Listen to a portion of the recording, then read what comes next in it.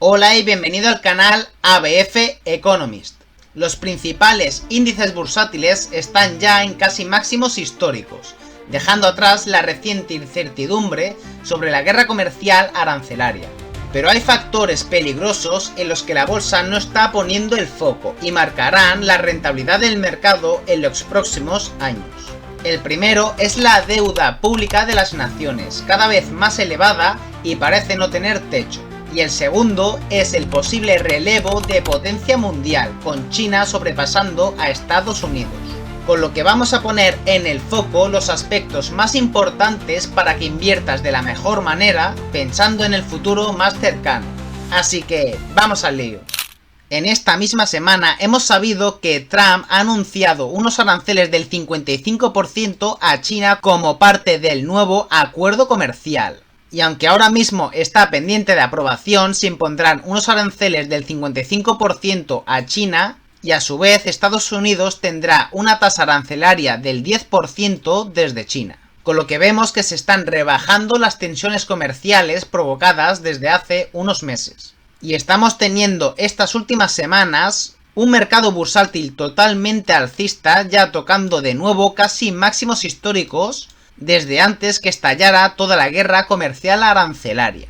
Y es que el mercado bursátil se está recuperando de la corrección provocada por los encontronazos de Trump con otras naciones, provocando una guerra comercial, además de estar influido por otras noticias macroeconómicas. Y como vemos desde el supuesto lunes negro o día D del 7 de abril, donde hubieron las mayores correcciones en bolsa, vemos que el S&P 500 se ha revalorizado un 20%, el Nasdaq un 27% y la bolsa europea un 16%. Además de que estamos viendo en las grandes tecnológicas aumentos en la cotización de sus acciones brutales. Con lo que el mercado vuelve a estar cerca de máximos históricos. Pero hay que tener una cosa bien clara y hay que diferenciar de lo que haga el mercado a las valoraciones que está cotizando el mercado en la actualidad. Y como vemos a través del indicador de Warren Buffett, vemos que estamos cotizando las valoraciones más elevadas de la historia. Y este índice compara el precio de todas las acciones con el valor real de la economía. De esta manera, si las acciones valen mucho más que lo que produce el mismo país, Estados Unidos en este caso, hay una desconexión bastante peligrosa para el inversor. Y te preguntarás, ¿cómo funciona el indicador de Warren Buffett? Pues bien, a través de este indicador, si existe una valoración de menos del 80%, el mercado está barato. Si existe una valoración de entre 80 y el 100%, significa que existe un valor cotizado razonable. Si este indicador está en más del 100%, puede que estemos ante un mercado que puede estar sobrevalorado. Y si este indicador sobrepasa el 120%, hay que estar atentos puesto que puede que estemos delante de un mercado sobrevalorado. Y vemos en las cotizaciones actuales del mercado estadounidense, estamos sobrepasando el 200%. Y estamos viendo actualmente una valoración del mercado estadounidense más elevado en la historia. Con lo que hay que ir con prudencia a la hora de escoger inversiones en territorio estadounidense. También podemos ver una relación del S&P 500 con los beneficios por acción de las empresas del mismo índice. Y esta relación precio-beneficios a 12 meses aumentando hasta casi las 28 veces beneficios. Y aunque no está cerca de cotizar a máximos históricos, como puede ser en la crisis de la .com o en la crisis financiera de 2008, está muy por encima de la media histórica de este índice, con lo que podemos extraer que estamos ante un mercado con un cierto grado de sobrevaloración. Por lo tanto, con estos datos que hemos visto, estamos viendo una recuperación bastante rápida de la bolsa en general, ante solamente noticias macroeconómicas que ha producido incertidumbre en los mercados, descontando en la corrección un posible decrecimiento de la economía en los próximos meses. Pero no hemos tenido datos macroeconómicos de Estados Unidos o de Europa que hagan saltar las alarmas, a pesar de que llevamos tiempo advirtiendo del pobre crecimiento económico que existe tanto en Estados Unidos como en Europa.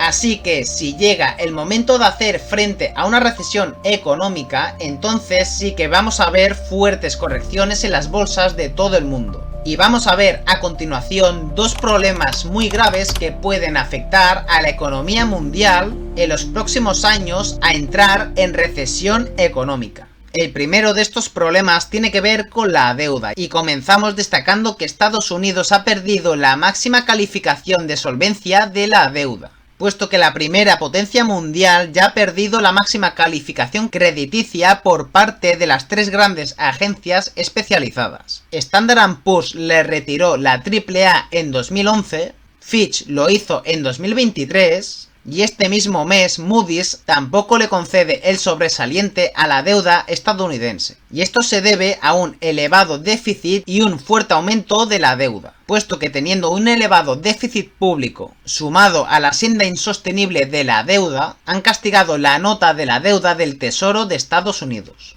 Y como vemos, la deuda de Estados Unidos ha ido creciendo exponencialmente desde principios de siglo. Y hay que destacar que se ha multiplicado el nivel de endeudamiento en las crisis financieras de 2008 y en la crisis del COVID, donde vemos un repunte exagerado en la deuda estadounidense. Y como no puede ser para menos, el gobierno de Estados Unidos está preocupado por la situación y ha comenzado a recomprar su propia deuda. Y estamos viendo que este mismo mes Estados Unidos ha recomprado 10.000 millones de dólares de su propia deuda. Y si nos fijamos en la deuda global de la eurozona, vemos que en el repunte de la pandemia hemos llegado a tocar el 100% de endeudamiento respecto al Producto Interior Bruto de la eurozona. Es decir, se debe la misma deuda del PIB producido en un mismo año.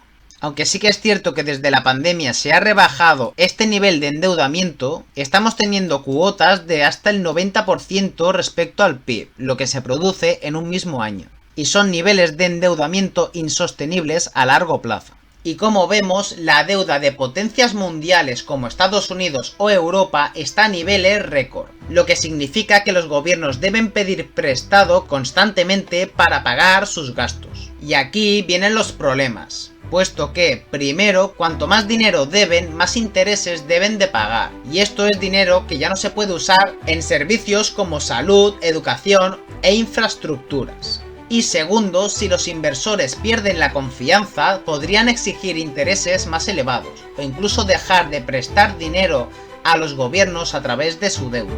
Y tercero, una deuda insostenible puede causar inflación, devaluación de la moneda y crisis económicas por reducción del gasto privado. Así que, en resumen, demasiada deuda no es buena a largo plazo. Y en los próximos años las principales economías tendrán que hacer frente a buscar una solución en el tema de la deuda pública. Y pasamos al tema de la guerra comercial. Y si vemos las importaciones de Estados Unidos, en este mismo mes hemos visto que se han llegado al nivel más bajo de importación desde la crisis de 2008. Y es que esto refleja que la guerra comercial con aranceles aporta, además de incertidumbre económica, una bajada del comercio internacional, aumentando así las posibilidades de entrar en recesión económica, que no es más que la contracción del PIB. Además, hemos sabido que el Banco Mundial baja al 2,3% la previsión del PIB global en este 2025 debido a los aranceles, y avisa que la economía mundial se dirige a la peor racha desde la crisis financiera de 2008. Y en esta guerra comercial iniciada por Donald Trump entra el debate de si China superará a Estados Unidos como primera potencia del mundo en la próxima década, debido a que ya llevamos bastantes años sabiendo que China crece a unos múltiplos más elevados que Estados Unidos y el país norteamericano está dando síntomas de debilitación económica. Y si vemos en esta previsión sobre la evolución del PIB, vemos que el GDP chino crece exponencialmente a partir de 2028. Y como vemos, el PIB de América crece a un ritmo mucho menos elevado, con lo que se pronostica que para 2037 el país asiático sobrepase a Estados Unidos como primera potencia mundial del comercio internacional. Así que, ¿y si la guerra comercial entre Estados Unidos y China se intensifica en el futuro? ¿Qué pasará? Pues bien, el problema no es solo las tasas arancelarias más elevadas. El verdadero riesgo es que se rompa la cadena de suministro global. Esto se traduce en menos productos más caros y una inflación mundial generalizada, y empresas obligadas a reubicarse. Además, la tensión tecnológica puede dividir el mundo en dos bloques, uno liderado por Estados Unidos y otro por China, y el resultado puede deducirse en menos comercio, menos crecimiento y más incertidumbre económica global. Así que en resumen, una guerra comercial a largo plazo no tiene ganadores, sino daños colaterales como mayor inflación y mayor riesgo de entrar en recesión económica. Y como conclusión final estamos viendo que la bolsa se está recuperando de la fuerte corrección debida a la incertidumbre del impacto de los aranceles. Pero estamos viendo un mercado bursátil que está cotizando por encima de la media de valoración histórica, por lo que podríamos estar ante una sobrevaloración del mercado actual. Y no dejemos de lado los principales dos problemas a los que se enfrenta la economía en los próximos años.